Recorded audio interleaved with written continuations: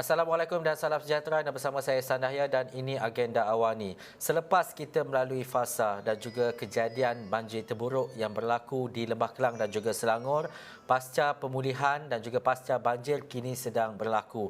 Bagaimanapun ada beberapa kawasan yang masih melalui air pegun ataupun stagnan yang disebabkan oleh banjir berkenaan. Tetapi untuk kita faham dari sudut kesihatan bahawa ada penyakit-penyakit yang boleh dibawa oleh air berkenaan ataupun kita sebut sebagai waterborne disease, yang mana ini antara perkara penting untuk kita pastikan bahawa kesihatan dan juga keselamatan kita, terutamanya mangsa-mangsa yang berada di kawasan banjir, dapat dipelihara dengan baik. Jadi saya nak terus saja bersama dengan Dr. Farhan Rusli yang merupakan pakar perubatan kesihatan awam ketika ini. Assalamualaikum Doktor. Waalaikumsalam, Ihsan. Ya. Doktor, pertama sekali kita telah mengetahui kejadian yang berlaku, tetapi untuk melihat kepada fasa yang mungkin lain sedikit adalah untuk kita berwaspada, terutamanya berkaitan dengan penyakit bawaan air ini. Apa yang doktor boleh katakan dan juga bagaimana seriusnya perkara ini jika tidak diambil perhatian sewajarnya? Terima kasih, Ihsan. Jadi, apa yang saya boleh ceritakan secara umum supaya orang senang memahaminya. Mhm. Bayangkan seseorang itu telah terperangkap untuk beberapa hari. Tetapi orang itu masih lagi perlu membuang air kecil dan perlu membuang air besar. Tetapi rumah dia sudah ditenggelami air. Jadi di manakah dia akan membuang air kecil dan membuang air besar itu? Seharusnya di tempat yang senang untuk dia melakukannya, iaitu di sekeliling rumah dia, dan kemungkinan besar ia akan masuk ke dalam air tersebut. Dan bayangkan jika anda duduk di hujung jalan ataupun sebagainya dan kita mengambil air tersebut, itu adalah mungkin salah satu mekanisme macam mana penyakit boleh ditransmit ataupun diberikan daripada satu orang ke satu orang, ya. Selepas itu juga, Ehsan, bayangkan sampah-sampah yang terkumpul di tanah yang masih lagi belum diambil, dan selepas itu berlakunya banjir. Bayangkan berapa ekor tikus, bagaimana mereka pula dengan kencing-kencing tikus itu. Ia akan semua masuk ke dalam sistem air tersebut. Kerana itulah kita harus memastikan dan harus mengingatkan mereka. Walaupun kita amat terdesak, menggunakan air banjir itu adalah sesuatu yang amat-amat membahayakan sekali. Mhm. Dan juga doktor, selain daripada sampah dan selain daripada bahan buangan dan sebagainya, antara perkara yang dibimbangi adalah kencing tikus dan sebagainya. Bagaimana perkara-perkara ini dapat dielakkan dan sebenarnya apa yang perlu dilakukan oleh mangsa-mangsa banjir? Bukan sahaja mangsa lah, tetapi mereka selaku sukarelawan dan sebagainya yang berada di lokasi, yang berada di tempat-tempat tertentu untuk memberikan bantuan dan sebagainya. Okey, nombor satu, kita harus melindungi diri kita, barulah kita boleh melindungi orang yang lain. Jadi apabila kita di dalam situasi itu, jadi ia terbagi kepada dua, mangsa banjir dan mereka yang ingin menolong. Kita cerita tentang mangsa banjir dulu. Mangsa banjir ini dia adalah dalam satu situasi yang amat susah sekali kerana kemungkinan dia adalah sehelai seminggang. Bermakna dia tiada apa-apa barang yang lain bersama dengan dia. Di dalam situasi ini, seseorang itu harus keluar daripada tempat air tersebut kerana perkara yang pertama kita tidak mahu ialah hipotermia, di mana suhu badan dia boleh jatuh dan menjadi sejuk, dan ini boleh damage organ-organ di dalam badan dia dan sebagainya. Yang kedua ialah kita tidak mahu dia mengguna ataupun memegang air banjir tersebut uh, kecuali di dalam situasi-situasi untuk menyelamatkan diri sahaja.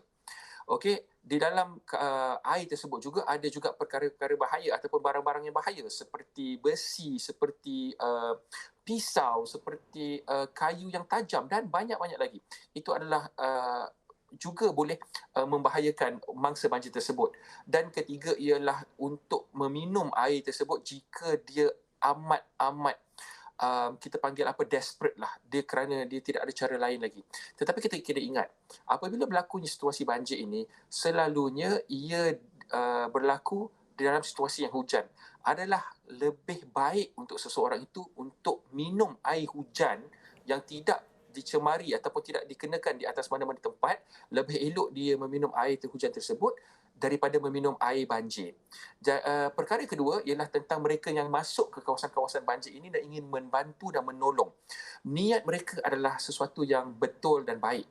Tetapi mereka harus pastikan mereka masuk dengan kelengkapan yang secukupnya. Kerana kita tahu apabila kita bekerja dengan keras dan sebagainya, kita pastinya kita akan memegang lumpur-lumpur, kita akan memegang air-air dan peralatan-peralatan di dalam kawasan banjir tersebut. Tetapi kita kena pastikan kita tidak memegang muka kita, kita tidak lap peluh kita di muka dan sebagainya, kan? Kerana ini adalah salah satu cara yang air ataupun bahan yang kita pegang itu mungkin sudah dikontaminasi dan ia boleh masuk ke dalam badan kita. Dan mereka yang masuk ke kawasan-kawasan ini, mereka harus membawa air mineral yang mencukupi untuk diri mereka dan juga untuk memberikan kepada mangsa-mangsa banjir. Dr. Farhan, kita tahu jangkitan ataupun yang disebut sebagai fecal oral ini disebabkan oleh parasit, disebabkan bakteria dan juga virus mungkin. Apa antara penyakit-penyakit ataupun simptom yang kita boleh lihat sekiranya seseorang itu terkena jangkitan ataupun penyakit bawaan air ini? Jadi perkara yang pertama yang selalu berlaku ialah mereka akan rasa lemah dan rasa loya sedikit. Mereka akan muntah dan mereka akan selalunya akan cerit-berit jugalah. Cerit-berit terutamanya macam kolera dan sebagainya. Tetapi mereka juga ada kemungkinan besar akan demam juga. Jadi simptom-simptom yang acute ini adalah sesuatu yang kita harus memberikan tumpuan dan peranan. Dan saya rasa oleh kerana itulah Kementerian Kesihatan juga telah membuka hospital medan ya di kawasan tertentu yang ada kapasiti lebih kurang 50 katil untuk memastikan jika perkara-perkara ini berlaku mereka boleh memberikan rawatan yang segera.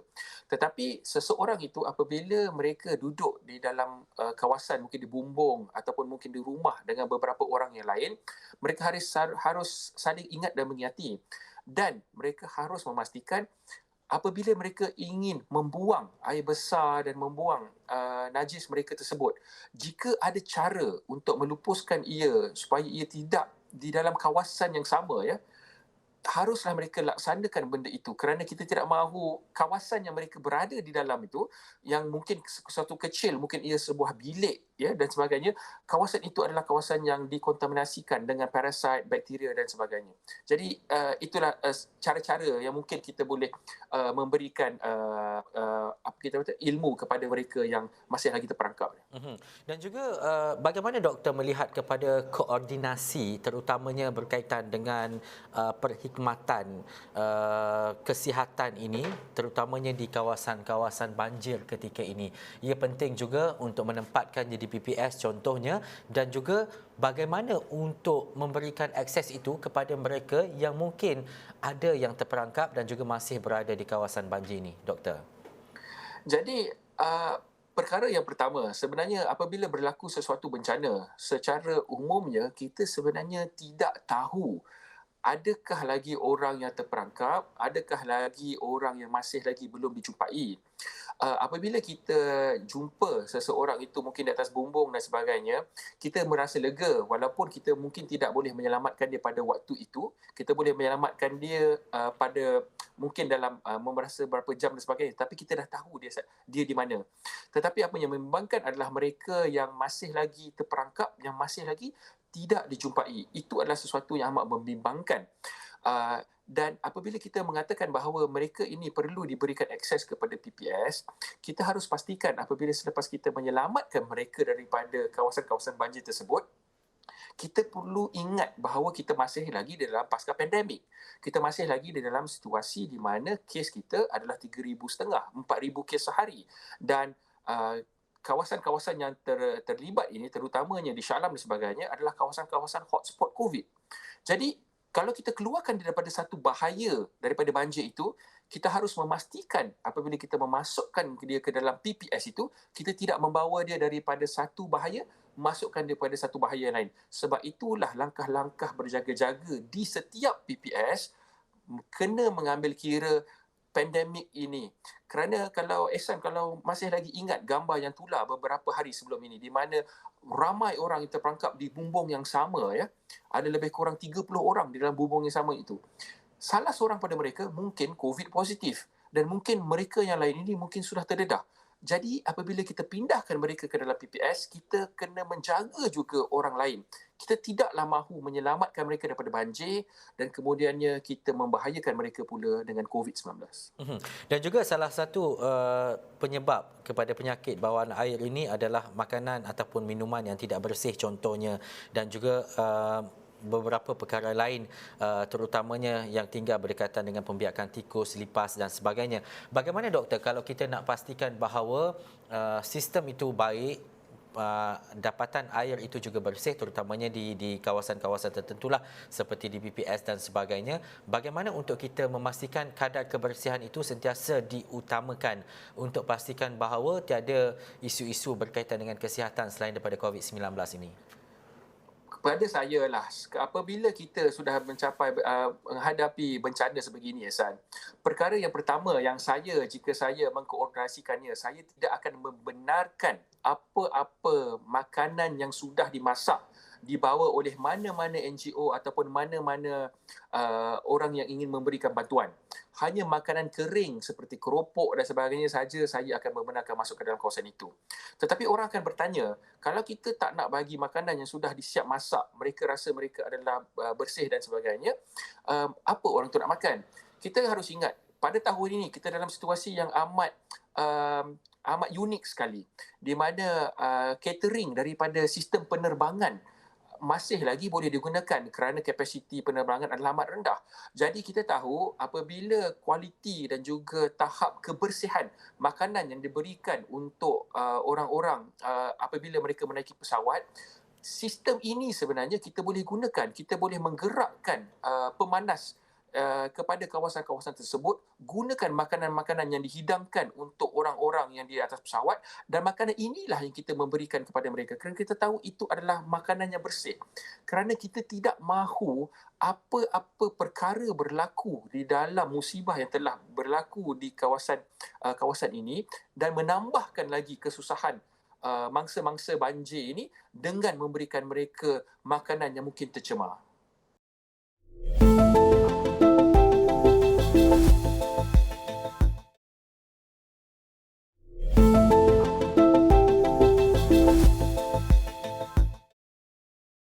Doktor, ada atau tidak penyakit ini berjangkit ataupun penyakit ini terkena kepada seseorang itu bukan melalui makanan dan sebagainya? Ini bermaksud kalau terendam ke ataupun berada di kawasan sekitar ke dan sebagainya, ada kemungkinan-kemungkinan begitu, doktor?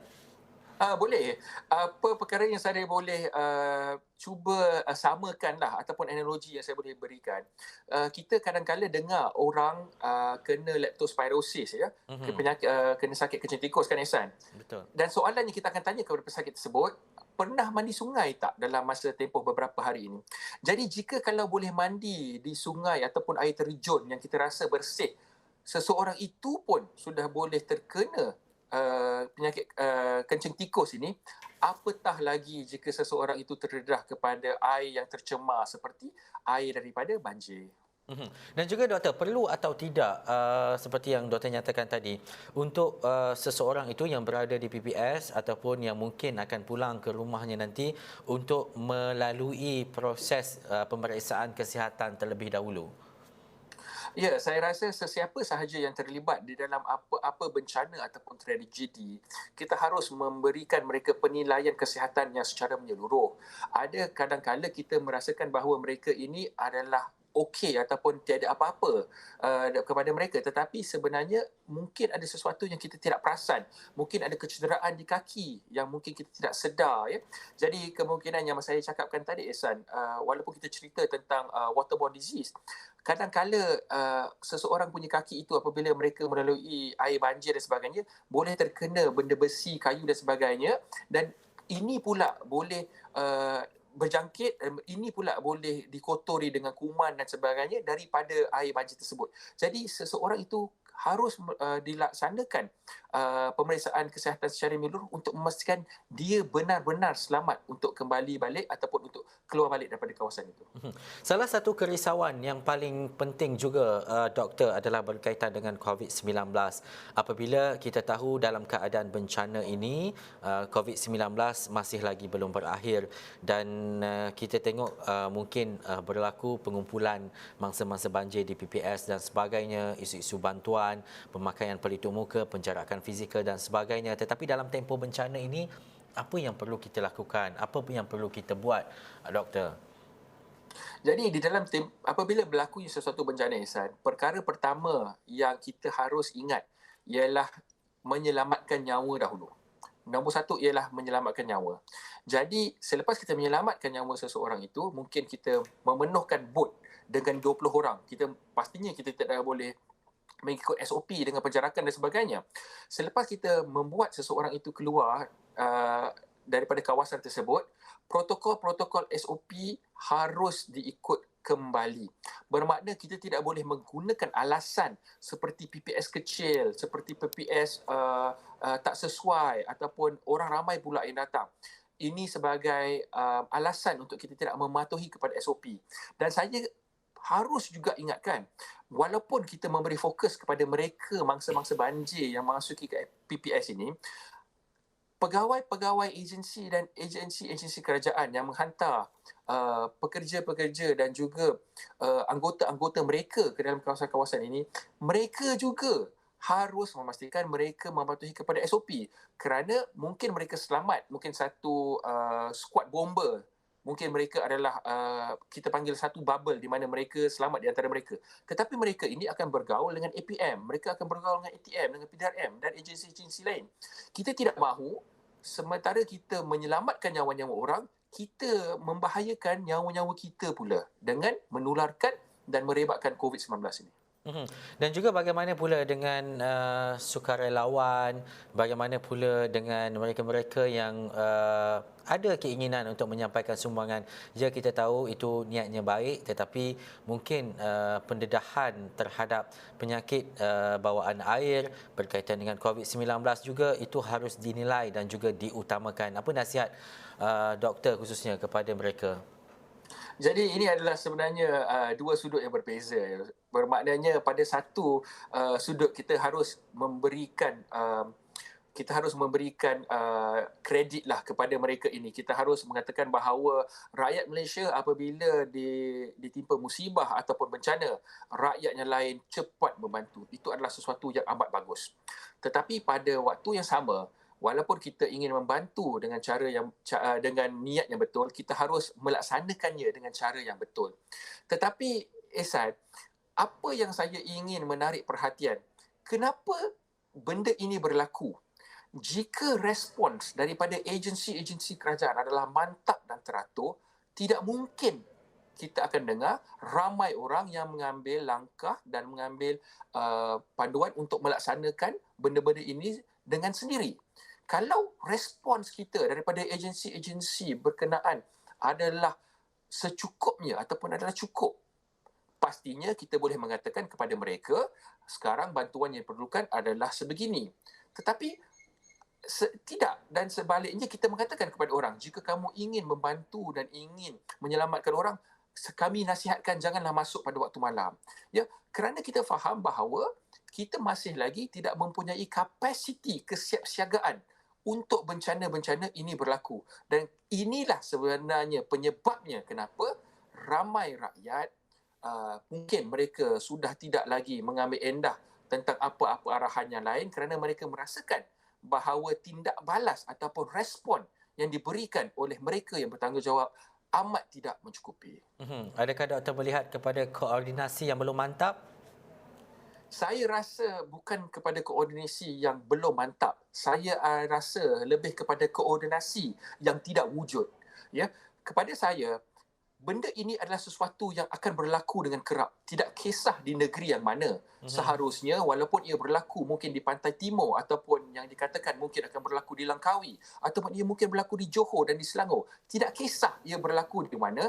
Kalau kesiapsiagaan kita sudah dilaksanakan dengan betul, di mana-mana bencana berlaku, respon kita adalah automatik dan adalah structure.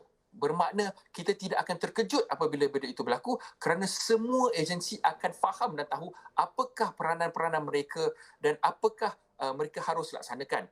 Dan juga apabila ini dan apa juga kesiapsiagaan ini, jika ia dilaksanakan dengan betul, koordinasi daripada NGO ataupun mereka yang ingin membantu akan lebih sistematik dan kita akan dapat melaksanakannya dengan lebih berjaya. Sebab itu Ehsan, saya ingin mengatakan bahawa kesiapsiagaan kita sebenarnya masih lagi tidak wujud.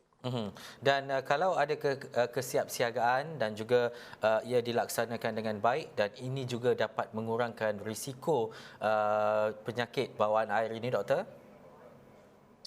Sepastinya, sebab apabila kita mengatakan tentang kesiapsiagaan daripada segi aspek kesihatan awam dan sebagainya, kita akan mengambil kira semua faktor-faktor. Kita akan mengambil kira kesiapsiagaan sebelum banjir itu berlaku dengan memberikan informasi, dengan memberikan maklumat kepada rakyat. Bermakna sebelum situasi itu berlaku, mungkin 2 atau 3 minggu sebelum kita jangkakan akan berlakunya banjir, kita sudah melaksanakan kempen-kempen kesihatan. Kita sudah pergi ke kawasan-kawasan yang mungkin boleh banjir ini dan memberitahu mereka tentang jika berlakunya banjir, apakah langkah-langkah yang harus dilaksanakan. Kita mengingatkan mereka simpan dokumen-dokumen yang penting dalam satu tempat.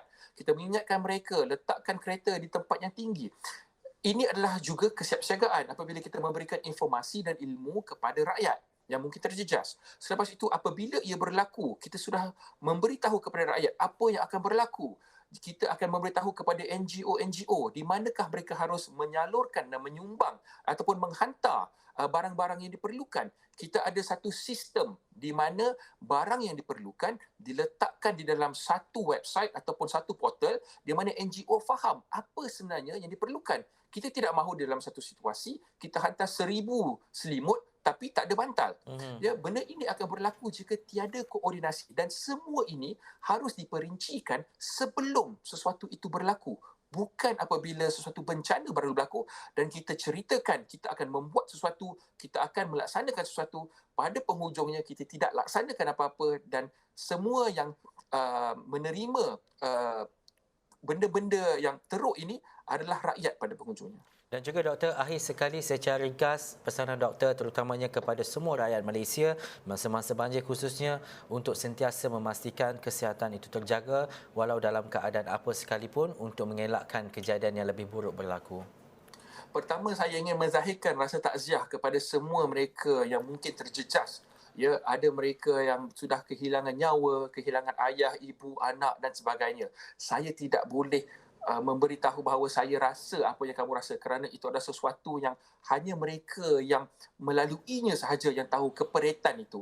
Tetapi walaupun di dalam duka, walaupun di dalam keperitan ini, kita harus ingat bahawa kita mesti menjaga diri kita dan walaupun kita ingin selamatkan diri kita dan keluarga kita daripada bencana yang kita sedang lalui sekarang, kita harus ingat kita masih lagi dalam pasca pandemik dan kita juga ingin mengelak diri kita dan keluarga kita daripada terkena COVID di dalam situasi yang amat-amat teruk ini. Baik, terima kasih Dr. Farhan Rusli, pakar perubatan kesihatan awam. Kita bercakap secara khusus berkaitan dengan penyakit bawaan air dan juga kita mengharapkan agar segalanya dipermudahkan terutamanya bagi mereka yang terjejas akibat banjir. Dan itu saja waktu yang kita ada dalam agenda awal ni. Saya Ehsan Dahlia. Assalamualaikum, jumpa lagi.